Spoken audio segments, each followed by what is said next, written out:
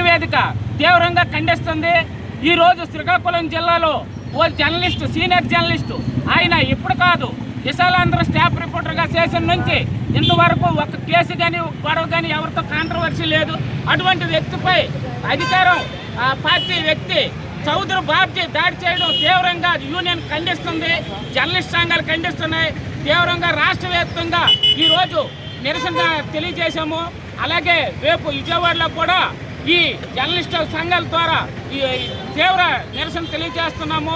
త్వరలోనే వీటి మీద ఒక కార్యాచరణ ప్రణాళిక సిద్ధం చేసి వీటి మీద బహిరంగ క్షమాపణ చౌదరి బాబ్జీ చెప్పకపోతే త్వరలోనే నిరాహార దీక్షలో కూడా యూనియన్ల తరఫున పాల్గొంటామని ఈ సందర్భంగా తెలియజేస్తున్నాము.